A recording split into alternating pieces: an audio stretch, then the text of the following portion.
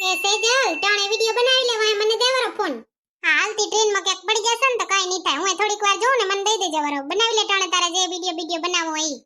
હા મમ્મીજી તમારો ફોન વાપરો ને મારો ફોન જુએ હે. તમારા ફોન માં જુઓ જે જોવું હોય. ટાણે વિડિયો બનાવી લે. પોતાનો ફોન તો ઘરે હાચવીને રાખી મૂકવો હશે. કોઈ દી ભેગો તો લઈ નહીં આવો. વાહે બીજાના માંગ કરવા છે માંગણિયા જ ન કીધો તો. અને હજી ક્યાં ન ટ્રેન હાલતી થઈતી. તે ટ્રેન તો હમણાં હાલવા માંડશે ને તો તો રૂકશે જ નહીં. ઈ તો મને ખબર છે મમ્મીજી કે હાલવા માંડે ને એકવાર ટ્રેન પછી રૂકે જ નહીં. હું નથી કે પહેલી વાર મુસાફરી કરતી. રીટાબેન મેં તો સાંભળ્યું તું કે તમાર બે હાવ વહુ ને કોઈ દી બોલવાનું જ ના આવે. રેશમા ભાભી તમે જે સાંભળ્યું તો ને એ ખોટું સાંભળ્યો તો. હજી તો હમણાં જ બેક દી થયા જ મમ્મીજી આયા છે પિયર માંથી. તે કોણ જાણે કયું કૂતરો કેડી ગયો. આમ કર ને તેમ કર ને ઢીકડું કર ને પૂછડું કર ઈ જ કરે રે. લે આખણા રહેતા હોય તો કઈ બોલવાનું ના આવે. બાકી તો કઈ મૂકવાનું ના હોય કે બોલવામાં. બાકી રેશમા ભાભી આજ તમે ટ્રેનમાં મુસાફરી કરો છો રે. તમાર તો 70 ગાડીઓ ફરતી હોય. તમે ગાડી મુસાફરી ના કરી? ના રે ના સેજલબેન, આ જેદવાની મોદીજી અપીલ કરી છે ને તેદવાની છે ને અમે અમારી હંધીએ ગાડીઓ શોરૂમમાં પેક કરીને રાખી દીધી છે. ખોટી ગાડી ઉડાડીને શું કરવી છે? ખોટા પેટ્રોલ ડીઝલ બારવાને. આ ટ્રેનો નકમી ખાલી ભૂલી હાલી જાય એના કરતા ટ્રેનમાં મુસાફરી કરવી હારી ને કા હવરીએ પડે. હા ઈ વાત બરાબર. મને તો એમ કે મોદીજીની અપીલ છે ને અમાર જેવો મિડલ ક્લાસ જ ફોલો કરતા હશે. તમાર જેવો પૈસાવાળા નહીં કરતા. હા સેજલબેન, એટલે તમે કેવા શું માંગો છો? તમારે જેવો મિડલ ક્લાસ ને અમાર જેવો પૈસાવાળા ને અમે તમને એવ જ દેખાય છે પૈસાનો પાવર દેખાડીએ એમાં. એ ના રે ના રેશમા ભાભી. તમે કેમણી કહેતા રેશમા ભાભી? હું છે ને મારી બેન ને ઘરે ગઈ હતી. 2 દી રોકાણી ને હવે પાછી આવી છું. તમે કેમણી કહેતા સેજલબેન? એ રેશમા ભાભી માર તો કોઈ અહીંયા બેન કોઈ નથી. કા અમાર મમ્મીજીને પિયર ત્યાં છે તે હું એક દી ગઈ હતી. મમ્મીજીને લેતી આવ ને કીધું ભેગી થાતી આવ અંધાઈને. હે રીટાબેન, તમે એકલા નથી હાલ્યા આવતા? હું તો અંધે એકલી તો હાલી જાવ પણ મેં કીધું સેજલ ઘરથી વાહ બારી ના નીકળે વાહ ઓળખે કીધી માણાને. એટલે મેં કીધું એકાદો દી અહીંયા રોકાઈ રે ભલે ને મળીએ લે ને પરિવારને ખબર તો પડે ને પરિવારમાં આટલા માણા હે. નકર તો હામે ભટકાય તો ખબર ના પડે કે આ આપણું ફેમિલી મેમ્બર છે. છે ને રેશમા ભાભી ઓળખાણ રહી ને ઈ ખાણ છે. ઈ તો તમારી હા વાત સાચી હો. હે મમ્મીજી તમે ઓલો થેલો લઈ લીધો? અને સોનકીન ગોગડી હાટુ થઈને મીઠાઈ લીધી હતી તે સોનપાપડી. થેલો લીધો છે ને? રહી નથી ગયો ને? સિદ્ધપુરની સોનપાપડી બહુ સારી છે. એને ખબર પડી ને કે હું તમાર પિયર જવાની છું તો હમ ધ્યાનના ફોન આયા કે સિદ્ધપુરની સોનપાપડી લેતી આજે ને સિદ્ધપુરની સોનપાપડી લેતી આજે. મેં કીધું લઈ જ લઉં લેને કેવડી રાડું નાખતી હતી રે. ખાઈને મૂર તો રાજી થાશે ને કા મમ્મીજી? એ હોએ અને છે ને થેલા બેલા ક્યાંય નથી રહી ગયા. ઉપરના ડબ્બામાં નાખ્યા છે અંધાય થેલા. આપણે ઉતરીએ ને એટલે યાદ ચડાવજે ને કાલે જશે ટ્રેનમાં ભેગા. ઓ હારું લ્યો મમ્મીજી હવે કરો આરામ. એટલે ઘર આવે એટલે ઉતરવાનું થાશે. તમે તો પાલન કરો છો રેશમા ભાભી. મોદીજીએ જે અપીલ કરીને એની તમારા ઘરના કેટલીક કરે છે? ધંધાએ કરે છે સેજલબેન. અને અમારે અહીંયા તો હે ને દુકાને જવા હાટુ થઈ ને 2-3 સાયકલો મંગાવી છે. ઈ પોતે સાયકલ લઈને દુકાને જશે ને એને દુકાનમાં જે કામ કરે છે ને એને દેશે. એકવાર આવધી હે ને અમાર દુકાન તો સેટી નહીં ને એટલે દુકાને સાયકલ લઈને જશે. આ તો બહુ સારું કર્યું. લે સાચું કોને રેશમા ભાભી તો મને તો સાયકલ હાંકવાનો જે શોખ ને. હે મમ્મીજી તમે મને એક સાયકલ લઈ દેશો? પછી છે ને હું એ દવાખાને સાયકલ લઈને જઈશ ને સાયકલ લઈને ઘરે આવીશ. હા સાચું કહું છું રેશમા ભાભી. મને તો સાયકલ હાંકવાનો જે શોખ ને. ક્યારેક પિક્ચર જોતી હોઉં ને નહીં એમાં છોકરી સાયકલ હાંકતી હોય એની આગળ કેવી કટોરી મસ્ત સજાવલ ને અંદર ફૂલ નાખેલો હોય ને મને તો જે શોખ થાય ને મને એમ થાય કે એની જગ્યાએ હું હોત ને તો આખા ગામનો આટો મારી આવત. મારે છે ને જીગર ને વાત કરવી છે. અમે 2 જણા એક કે સાયકલ લઈ લેશું. એક્સરસાઇઝ થાય ને પર્યાવરણની બચત થાય. 2 વાતો કા પેટ્રોલ ડીઝલ એ બચે.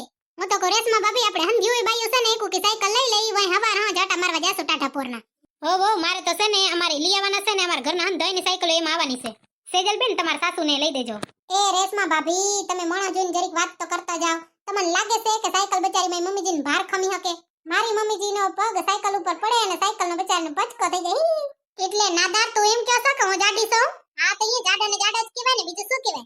હા કાલી તું જઈશ જાડી. હું તો કઈ જાડી નથી. આ તો ખાલી છે ને મારો શરીર ફૂલેલ છે બાકી વજન જરાય નથી મારામાં. શરીર તો ફૂલેલ છે ને મમ્મી જીટી સટી તો મોટો જોવે છે કે નહીં એટલે જાડા જ કહેવાય.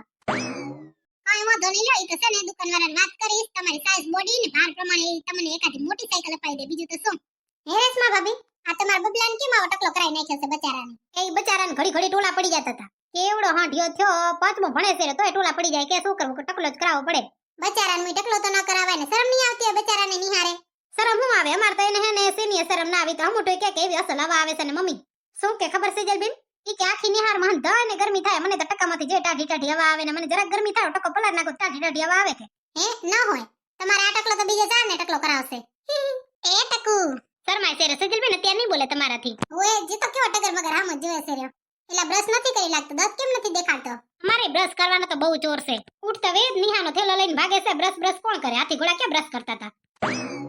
રીટાબેન તો હું ખીજા લાગે. અમાર તો આંખો ખુલ્લી રાખીને હું ખીલે. રેશમા ભાભી કોઈ કહેવાય નહીં. કેરે હુઈ લે ને કેરે જાગી લે. આઈ હારું લે ને મમ્મીજી જરાક સજા સજાગ રહેજો, હમણાં આપણો ટેશન આવી જશે.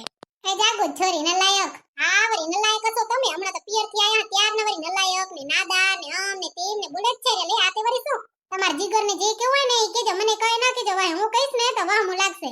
અને હજી એ તમારે કહેવાની બહુ જ ઈચ્છા થતી હોય ને તો હા ભરવાની તૈયારી રાખજો. ઓહો હો બેહી બેન થાકી ગયા ને રેશમા ભાભી. કેમ હવે ગાડી બાડી લેવા આવવાની છે તમને? ના રે ના જલપા બેન, ગાડી બાડી કોઈ લેવા નથી આવવાનું એક વાર સુધી.